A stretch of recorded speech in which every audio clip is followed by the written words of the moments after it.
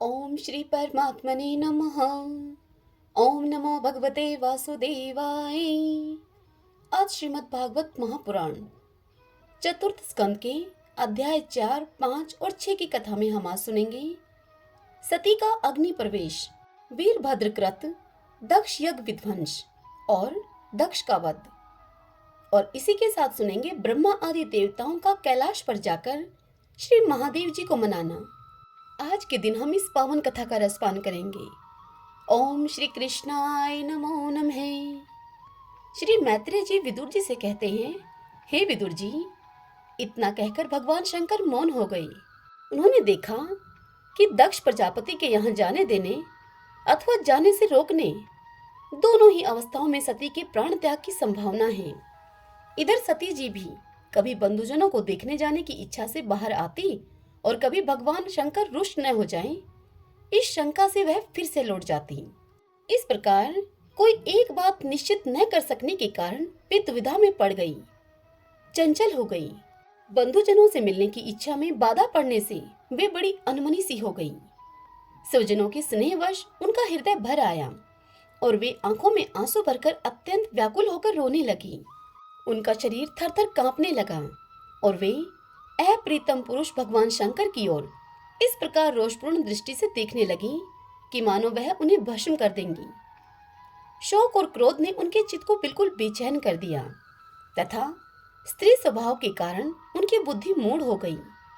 जिन्होंने प्रीतिवश उन्हें अपना आधा अंग तक दे दिया था, उन सत्पुरुषों के लिए प्रिय भगवान शंकर को भी छोड़कर वे लंबी लंबी श्वास लेती हुई अपने माता पिता के घर की ओर चल दी। सती को बड़ी फुर्ती से अकेली जाते हुए देखकर श्री महादेव जी के मणिमान एवं मद आदि हजारों सेवक भगवान के वाहन वृषभराज को आगे करके तथा और भी अनेकों पार्षद और यक्षों को साथ लेकर बड़ी तेजी से निर्भयता पूर्वक उनके पीछे पीछे हो लिए। उन्होंने सती को बैल पर सवार करा दिया तथा मैना पक्षी, गेंद, दर्पण और कमल आदि खेल की सामग्री, श्वेत छत्र, चमर और माला आदि राज चिन्ह तथा दुदुम्बी, शंख और बांसुरी आदि गाने बजाने के सामानों से सुसज्जित होकर वे सब उनके साथ चल दिए। तदंतर सती अपने समस्त सेवकों के साथ दक्ष की यज्ञशाला में पहुंची। वहां वेद ध्वनि करते हुए ब्राह्मणों में परस्पर होड़ लग रही थी कि सबसे ऊंचे स्वर में कौन बोले। सब और ब्रह्म ऋषि और देवता विराजमान थे तथा जहां तहां मिट्टी, काठ, लोहे, सोने, डाब और चर्म के पात्र रखे हुए थे। वहां पहुंचने पर पिता के द्वारा सती की अवहेलना हुई। यह देखकर यज्ञकर्ता दक्ष के भय से सती की माता और बहनों के सिवा किसी भी मनुष्य ने उनका कुछ भी आदर सत्कार नहीं किया। अवश्य ही उनकी माता और बहनें बहुत प्रसन्न हुई और प्रेम से गदगद होकर उन्होंने सती जी को आदरपूर्वक गले से लगाया। किंतु सती जी ने पिता से अपमानित होने के कारण अपनी बहनों के कुशल प्रश्न के सहित प्रेम पूर्ण वार्तालाप तथा माता और मौसियों के सम्मान पूर्वक दिए हुए उपहार और सुंदर आसन आदि को भी स्वीकार नहीं किया। सर्वलोकेश्वरी देवी सती का यज्ञ मंडप में तो अनादर ही हुआ था। उन्होंने यह भी देखा कि उस यज्ञ में भगवान शंकर के लिए कोई भाग नहीं दिया गया है और पिता दक्ष उनका बड़ा अपमान कर रहा है। ऐसा देखकर उन्हें बहुत क्रोध हुआ। ऐसा जान पड़ता था कि मानो वे अपने रोष से संपूर्ण लोगों को भस्म कर देंगी। दक्ष को कर्म मार्ग के अभ्यास से बहुत घमंड हो गया था। दक्ष को शिवजी से द्वेष करते हुए देखकर जब सती के साथ आए हुए भूत उसे मारने को तैयार हुए तो देवी सती ने उन्हें अपने तेज से रोक दिया और सब लोगों को सुनाकर पिता की निंदा करते हुए क्रोध से लड़खड़ाती हुई वाणी में इस प्रकार से कहा। देवी सती ने कहा, हे पिताजी, भगवान शंकर से बड़ा तो संसार में कोई भी नहीं है। वे तो सभी देहधारियों के प्रिय आत्मा हैं। उनका न कोई प्रिय है न अप्रिय, अतएव उनका किसी भी प्राणी से वैर नहीं है। वे तो सबके कारण एवं सर्वरूप हैं। आपके सिवा ऐसा और कौन है जो उनसे विरोध करेगा। हे द्विजवर, आप जैसे लोग दूसरों के गुणों में भी दोष ही देखते हैं, किंतु कोई साधु पुरुष ऐसा नहीं करते। जो लोग दोष देखने की बात तो अलग रही, दूसरों के थोड़े से गुण को भी बड़े रूप में देखना चाहते हैं, वे सबसे श्रेष्ठ हैं। खेद है कि आपने ऐसे महापुरुषों पर भी दोषारोपण ही किया। जो दुष्ट मनुष्य इस शव रूप जड़ शरीर को ही आत्मा मानते हैं, वे यदि ईर्ष्यावश सर्वदा ही महापुरुषों की निंदा करें तो यह कोई आश्चर्य की बात नहीं है, क्योंकि महापुरुष तो उनकी इस चेष्टा पे कोई ध्यान ही नहीं देते, परंतु उनके चरणों की धूलि उनके इस अपराध को न सहकर उनका तेज नष्ट कर देती है।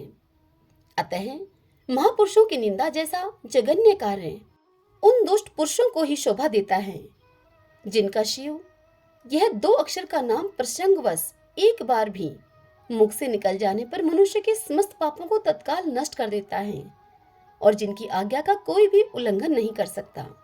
अहो, उन्हीं पवित्र कीर्ति मंगल में भगवान शंकर से आप द्वेष करते हैं। अवश्य ही आप अमंगल रूप हैं। अरे, महापुरुषों के मन मधुकर ब्रह्मानंद में रस का पान करने की इच्छा से जिनके चरण कमलों का निरंतर सेवन किया करते हैं और जिनके चरणारविंद सकाम पुरुषों को उनके अभिष्ट भोग भी देते हैं, उन विश्व बंधु भगवान शिव से आप वैर करते हैं। वे केवल नाम मात्र के शिव हैं। उनका वेश अशिव रूप है, अमंगल रूप है।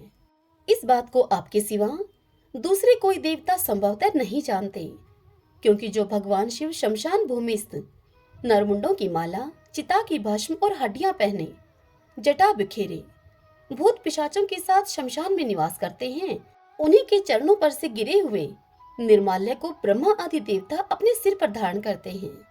यदि निरंकुश लोग धर्म मर्यादा की रक्षा करने वाले अपने पूजनीय स्वामी की निंदा करें तो अपने में उसे दंड देने की शक्ति न होने पर कान बंद करके वहां से चला जाए, और यदि शक्ति हो तो बलपूर्वक उसे पकड़कर उस बकवाद करने वाले अमंगल रूप दुष्ट जीवा को काट डाले। इस पाप को रोकने के लिए स्वयं अपने प्राण तक दे देवे हैं। यही धर्म है।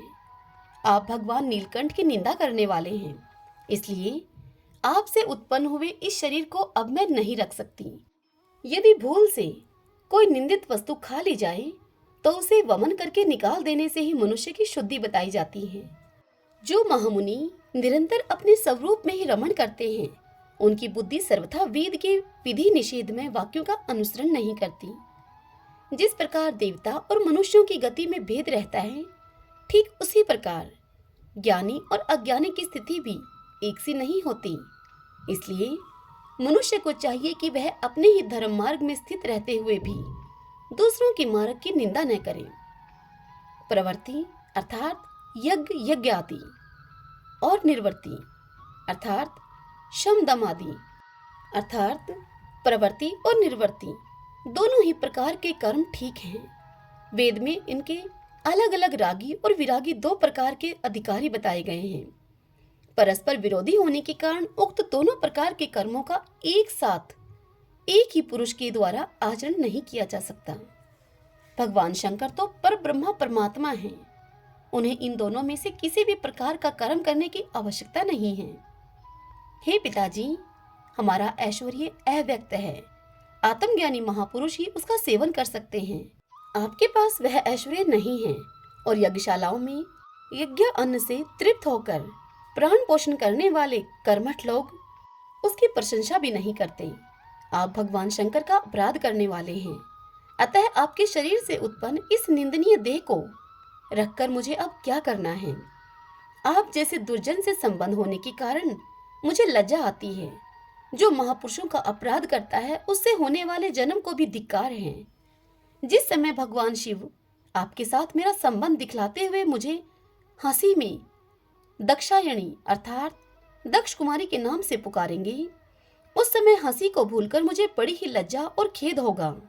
इसलिए उसके पहले ही मैं आपके अंग से उत्पन्न इस शव तुल्य शरीर को त्याग दूंगी। यह कथा सुनाते हुए श्री मैत्रेय जी विदुर जी से कहते हैं, हे काम आदि शत्रुओं को जीतने वाले विदुर जी, उस यज्ञ मंडप में दक्ष से इस प्रकार कहकर देवी सती मौन होकर उत्तर दिशा में भूमि पर बैठ गई। उन्होंने आचमन करके पीला वस्त्र ओढ़ लिया तथा आंखें मूंद कर शरीर छोड़ने के लिए वे योग मार्ग में स्थित हो गई। उन्होंने आसन को स्थिर करके प्राणायाम के द्वारा प्राण और अपान को एक रूप करके नाभि चक्र में स्थित किया। फिर उदान वायु को नाभि चक्र से ऊपर उठाकर धीरे धीरे बुद्धि के साथ हृदय में स्थापित किया। इसके पश्चात अनिंदिता सती उस हृदय स्थित वायु को कंठ मार्ग से भ्रकुटियों के बीच में ले गई। इस प्रकार जिस शरीर को महापुरुषों के भी पूजनीय भगवान शंकर ने कई बार बड़े आदर से अपनी गोद में बैठाया था, दक्ष पर कुपित होकर उसे त्यागने की इच्छा से महामनस्विनी सती ने अपने संपूर्ण अंगों में वायु और अग्नि की धारणा की। अपने पति जगत गुरु भगवान शंकर के चरण कमल मकरंद का चिंतन करते करते सती ने और सब ध्यान भुला दिए। उन्हें उन चरणों के अतिरिक्त कुछ भी दिखाई न दिया। इससे वे सर्वथा निर्दोष अर्थात मैं दक्ष कन्या हूँ ऐसे अभिमान से भी वह मुक्त हो गई और उनका शरीर तुरंत ही योग अग्नि से जल उठा। उस समय वहां आए हुए देवता आदि ने जब सती का देह त्याग रूप यह महान आश्चर्यमय चरित्र देखा, तब वे सब वहां हाहाकार करने लगे और वह भयंकर कोलाहल आकाश में एवं पृथ्वी तल पर सभी जगह फैल गया। सब और यही सुनाई देता था कि हाय, दक्ष के दुर्व्यवहार से कुपित होकर देवादिदेव महादेव की प्रिया सती ने प्राण त्याग दिए। देखो, सारे चराचर जीव इस दक्ष प्रजापति की ही संतान हैं, फिर भी इसने कैसी भारी दुष्टता की है। इसकी पुत्री शुद्ध हृदय सती सदा ही मान पाने के योग्य थी, किंतु इसने उसका ऐसा निरादर किया कि उसने प्राण त्याग दिए। वास्तव में यह बड़ा ही असहिष्णु और ब्राह्मण द्रोही है। अब इसकी संसार में बड़ी अपकीर्ति होगी। जब इसकी पुत्री सती इसी के अपराध से प्राण त्याग करने को तैयार हुई, तब भी इस शंकर द्रोही ने उसे रोका तक नहीं। जिस समय सब लोग ऐसा कह रहे थे, उसी समय शिवजी के पार्षद सती का यह अद्भुत प्राण त्याग देखकर अस्त्र शस्त्र लेकर दक्ष को मारने के लिए उठ खड़े हुए। उनके आक्रमण का वेग देखकर भगवान भृगु ने यज्ञ में विघ्न डालने वालों का नाश करने के लिए अपहंत रक्ष इत्यादि मंत्र का उच्चारण करते हुए दक्षिण अग्नि में आहुति दी। अध्वर्यु भृगु ने ज्यों ही आहुति छोड़ी कि यज्ञ कुंड से ऋभु नाम के हजारों तेजस्वी देवता प्रकट हो गए। इन्होंने अपनी तपस्या के प्रभाव से चंद्रलोक प्राप्त किया था। उन ब्रह्मा तेज संपन्न देवताओं ने जलती हुई लकड़ियों से आक्रमण किया तो समस्त गुहाए के और परमतगण इधर उधर भाग गए। ओम नमो नारायण, ओम नमो नारायण। कथा सुनाते हुए मैत्रेय जी विदुर जी से कहते हैं कि हे विदुर जी, महादेव जी ने जब देव ऋषि नारद के मुख से यह सुना कि अपने पिता दक्ष से अपमानित होने के कारण देवी सती ने प्राण त्याग दिए हैं और उसकी यज्ञ वेदी से प्रकट हुए ऋभुओं ने उनके पार्षदों की सेना को मारकर भगा दिया है, तब यह सुनकर भगवान शंकर को बड़ा ही क्रोध हुआ। उन्होंने उग्र रूप धारण करके क्रोध के मारे होठ चबाते हुए अपनी एक जटा उखाड़ ली। वह जटा बिजली और आग की लपट के समान दीप्त हो रही थी। तत्पश्चात भगवान शंकर उठ खड़े हुए और बड़े गंभीर अट्टहास के साथ उस उखाड़ी हुई जटा को पृथ्वी पर पटक दिया। उससे तुरंत ही एक बड़ा भारी लंबा चौड़ा पुरुष उत्पन्न हुआ। उसका शरीर इतना विशाल था कि वह स्वर्ग को स्पर्श कर रहा था।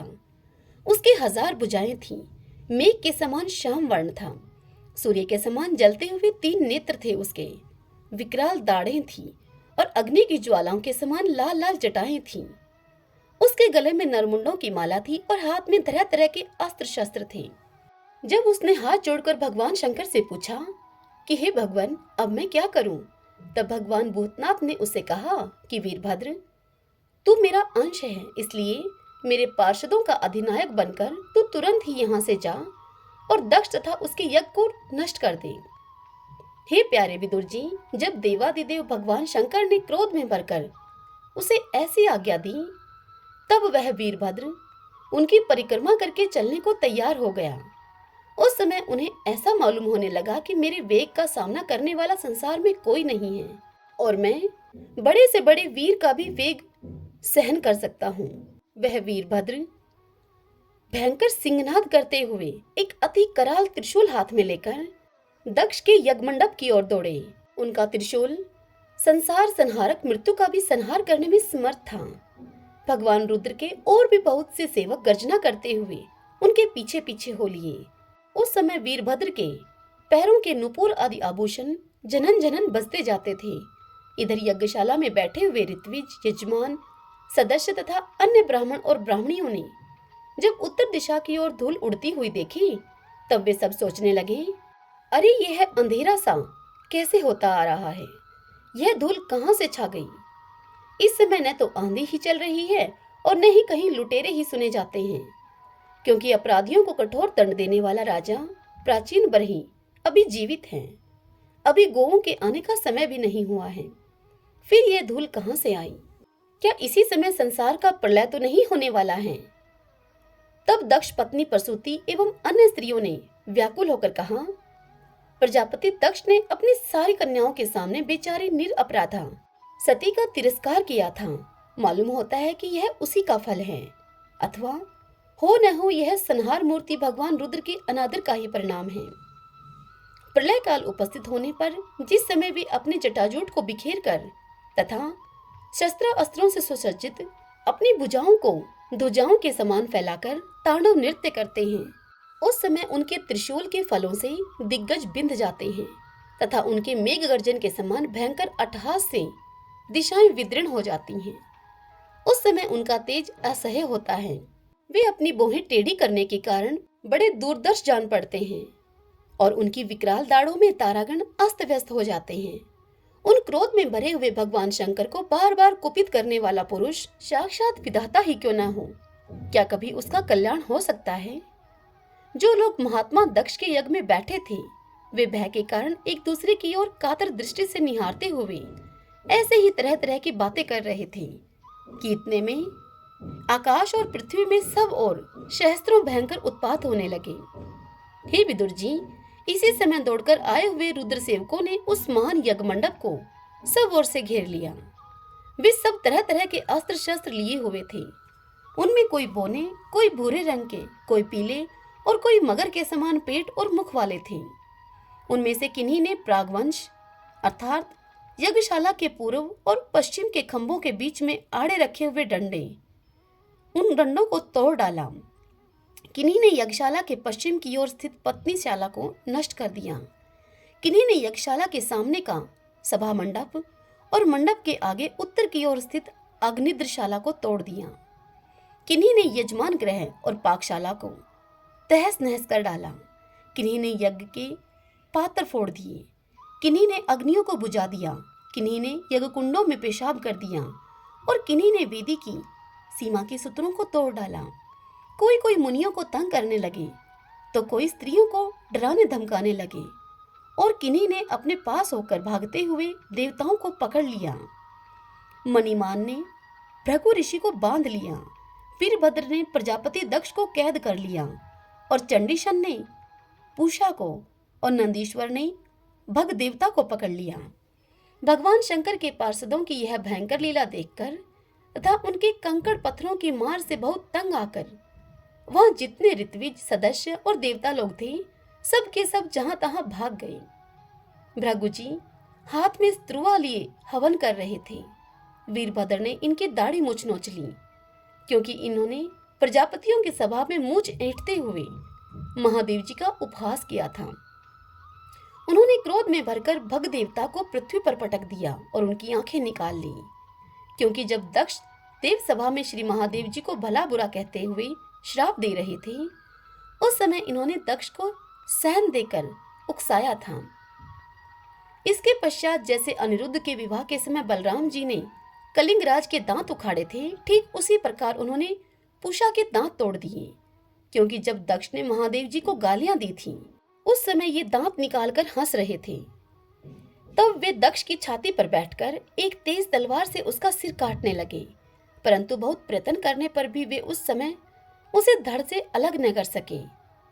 जब किसी भी प्रकार के अस्त्र शस्त्रों से दक्ष की त्वचा नहीं कटी, तब वीरभद्र को बड़ा ही आश्चर्य हुआ और वे बहुत देर तक विचार करते रहे। तत्पश्चात उन्होंने यज्ञ मंडप में यज्ञ पशुओं को जिस प्रकार मारा जाता था, उसे देखकर उसी प्रकार दक्ष रूप में उस यजमान पशु का सिर धड़ से अलग कर दिया। यह देखकर भूत, प्रेत और पिशाच आदि तो उनके इस कर्म की प्रशंसा करते हुए वाह वाह करने लगे और दक्ष के दल वालों में हाहाकार मच गया। वीरभद्र ने अत्यंत कुपित होकर दक्ष के सिर को यज्ञ की दक्षिण अग्नि में डाल दिया और उस यज्ञशाला में आग लगाकर यज्ञ को विध्वंस करके वे कैलाश पर्वत को लौट आई। ओम नमो नारायण, ओम नमो नारायण। कथा सुनाते हुए श्री मैत्रेय जी विदुर जी से कहते हैं, हे विदुर जी, इस प्रकार जब रुद्र के सेवकों ने समस्त देवताओं को हरा दिया और उनके संपूर्ण अंग प्रत्यंग भूत प्रेतों के त्रिशूल, पटेश, खड़ग, गदा, परिग और मुदगर आदि आयुधों से छिन्न भिन्न हो गए, तब वे ऋत्विज और सदस्यों के सहित बहुत ही डर कर ब्रह्मा जी के पास जा पहुंचे और उन्हें प्रणाम करके उन्हें सारा वृतांत कह सुनाया। भगवान ब्रह्मा जी और सर्व अंतर्यामी श्री नारायण पहले से ही इस भावी उत्पात को जानते थे, इसी से वे दक्ष के यज्ञ में नहीं गए थे। अब देवताओं के मुख से वहां की सारी बात सुनकर उन्होंने देवताओं से इस प्रकार कहा। वे बोले, देवताओं, परम समर्थ तेजस्वी पुरुष से कोई दोष भी बन जाए तो भी उसके बदले में अपराध करने वाले मनुष्यों का भला नहीं हो सकता। फिर तुम लोगों ने तो यज्ञ में भगवान शंकर का प्राप्य भाग न देकर उनका बड़ा भारी अपराध किया है। परंतु शंकर जी बहुत ही शीघ्र प्रसन्न होने वाले हैं, इसलिए तुम लोग शुद्ध हृदय से उनके पैर पकड़कर उन्हें प्रसन्न करो, उनसे क्षमा मांगो। दक्ष के दुर्वचन रूपी बाणों से उनका हृदय तो पहले से ही बिंद रहा था। उस पर उनके प्रिय सती जी का वियोग हो गया। इसलिए यदि तुम लोग चाहते हो कि वह यज्ञ फिर से आरंभ होकर पूर्ण हो, तो पहले जल्दी जाकर उनसे अपने अपराधों के लिए तुम क्षमा मांगो, नहीं तो उनके कुपित होने पर लोकपालों के सहित इन समस्त लोगों का भी बचना असंभव है। भगवान रुद्र परम स्वतंत्र हैं। उनके तत्व और शक्ति सामर्थ्य को न तो कोई ऋषि मुनि, देवता और यज्ञ स्वरूप देवराज इंद्र ही जानते हैं और न स्वयं मैं ही जानता हूँ। फिर दूसरों की तो बात ही क्या है। ऐसी अवस्था में उन्हें शांत करने का उपाय कौन कर सकता है। देवताओं से इस प्रकार कहकर ब्रह्मा जी देवताओं को, प्रजापतियों को और पितरों को साथ में लेकर अपने लोक से पर्वत श्रेष्ठ कैलाश को गए, जो भगवान शंकर का प्रिय धाम है। उस कैलाश पर औषधि, तप, मंत्र तथा योग आदि उपायों से सिद्धि को प्राप्त हुए और जन्म से ही सिद्ध देवता नित्य निवास किया करते हैं। किन्नर, गंधर्व और अप्सरा आदि सदा वहां बने रहते हैं। उसके मणिमय शिखर हैं, जो नाना प्रकार की धातुओं से रंग बिरंगे प्रतीत होते हैं। उस पर अनेक प्रकार के वृक्ष, लता और गुलमद आदि छाए हुए हैं, जिनमें झुंड के झुंड जंगली पशु विचरते रहते हैं। वहां निर्मल जल के अनेकों झरने बहते हैं और बहुत सी गहरी कंदरा और ऊंचे शिखरों के कारण वह पर्वत अनेक प्रियतमों के साथ विहार करती हुई सिद्ध पत्नियों का क्रीड़ा स्थल बना हुआ है। वह पर्वत सब ओर से मोरों के शोर, मंदांध भंवरों के गुंजार, कोयलों की कुहू कुहू की ध्वनि तथा अन्य अन्य पक्षियों के कलरव से गूंज रहा है। उसके कल्प वृक्ष अपनी ऊंची ऊंची डालियों को हिला हिलाकर मानो पक्षियों को बुलाते रहते हैं तथा हाथियों के चलने फिरने के कारण वह कैलाश स्वयं चलता हुआ सा और झरनों के कलकल ध्वनि से बातचीत करता हुआ सा जान पड़ता है। मंदार, पारिजात, सरल, तमाल, शाल, ताड़, कचनार, असन और अर्जुन के वृक्षों से वह पर्वत बड़ा ही सुहावना जान पड़ता है। आम, कदम्ब, नीप, नाग, पुनाग, चंपा, गुलाब, अशोक, मौलसिरी, कुंद, कुर्बक, सुनहरे शतपत्र कमल, इलायची और मालती की मनोहर लताएं तथा कुब्बज, मोगरा और माधवी की बेलें वह इसकी शोभा को बढ़ाती हैं।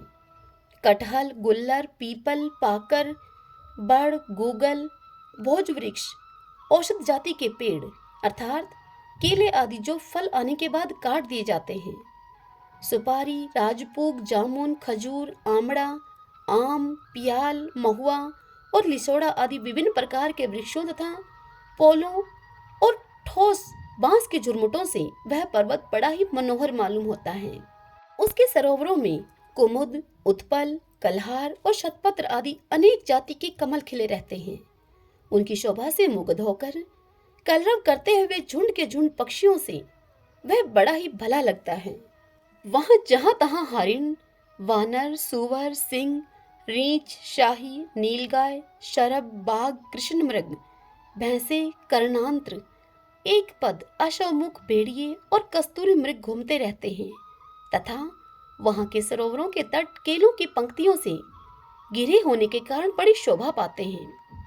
उसके चारों ओर नंदा नाम की नदी बहती है, जिसका पवित्र जल देवी सती के स्नान करने से और भी अधिक पवित्र एवं सुगंधित हो गया है। भगवान भूतनाथ के निवास स्थान उस कैलाश पर्वत की ऐसी रमणीयता को देखकर देवताओं को बड़ा आश्चर्य हुआ। वहां उन्होंने अलका नाम की एक सुरमयपुरी और सौगंधिक वन देखा, जिसमें सर्वत्र सुगंध फैलाने वाले सौगंधिक नाम के कमल खिले हुए थे। उस नगर के बाहर की ओर नंदा और अलकनंदा नाम की दो नदियां हैं। वे तीर्थपाद श्रीहरि की चरण रज के संयोग से अत्यंत पवित्र हो गई हैं। हे विदुर जी, उन नदियों में रत विलास से थकी हुई देवांगनाएं अपने अपने निवास स्थान से आकर जल क्रीड़ा करती हैं। वे उसमें प्रवेश करके अपने प्रियतमों पर जल उछलती हैं। स्नान के समय उनका तुरंत का लगाया हुआ कुछ कुमकुम धुल जाने से जल पीला हो जाता है।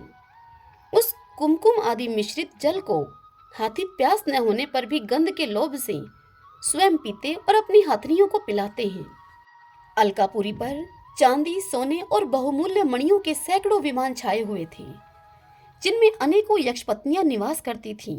इनके कारण वह विशाल नगरी बिजली और बादलों से छाए हुए आकाश के समान जान पड़ती थी।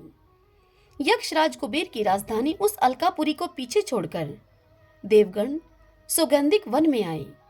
वह वन रंग बिरंगे फूल, फल और पत्तों वाले अनेकों कल्प वृक्षों से सुशोभित था।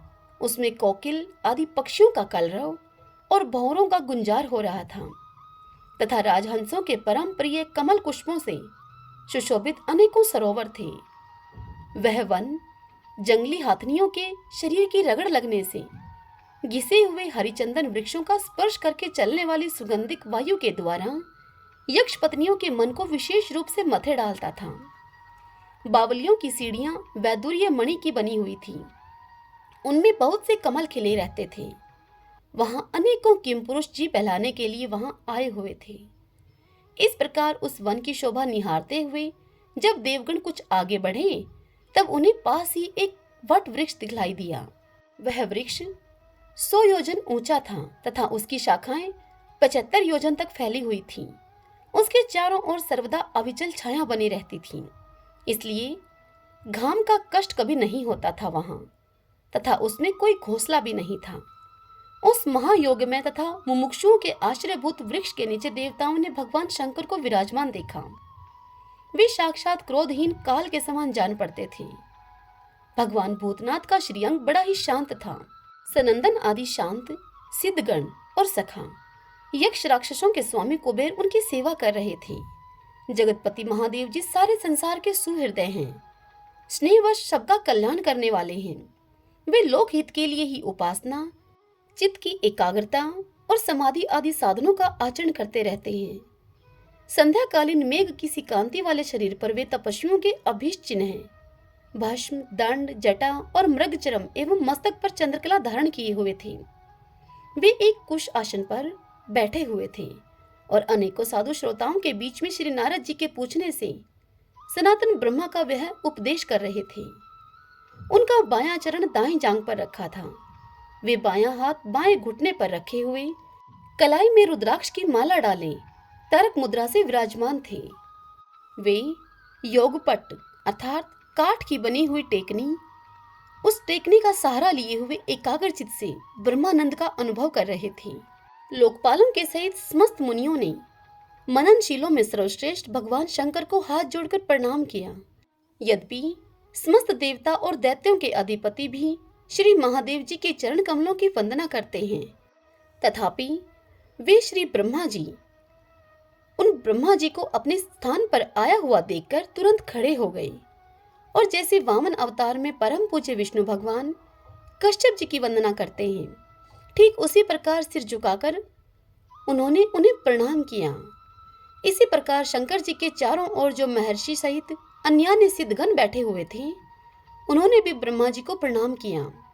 सबके नमस्कार कर चुकने पर ब्रह्मा जी ने चंद्रमौली भगवान से अर्थात भगवान शंकर से, जो कि अब तक प्रणाम की मुद्रा में ही खड़े थे। हंसते हुए उनसे इस प्रकार कहा।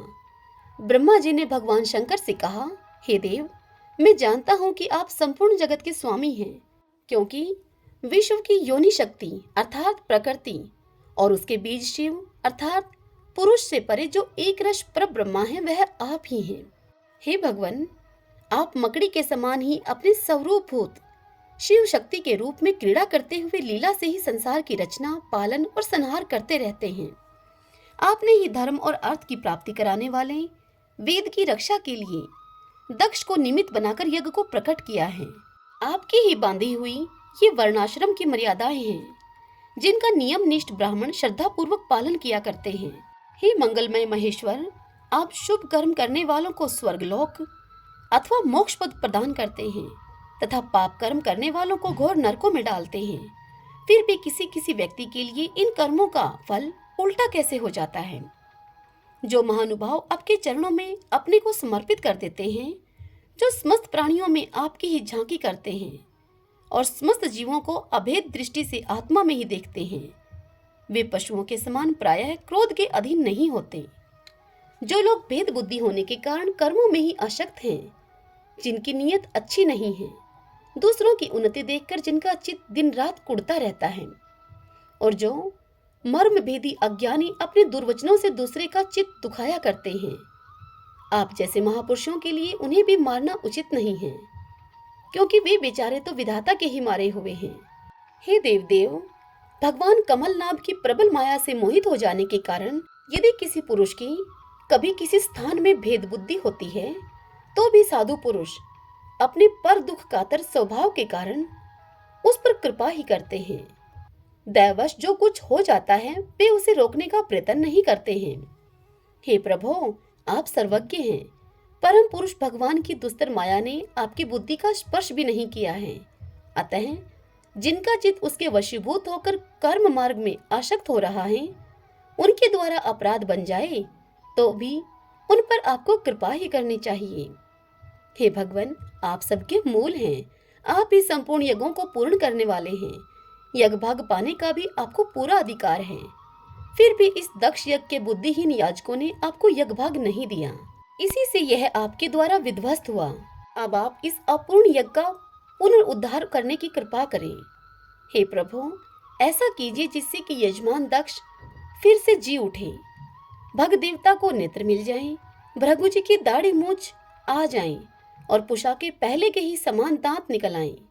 हे रुद्रदेव, अस्त्र शस्त्र और पत्थरों की बौछार से जिन देवता और ऋत्विजों के अंग प्रत्यंग घायल हो गए हैं, आपकी कृपा से वे फिर से ठीक हो जाएं।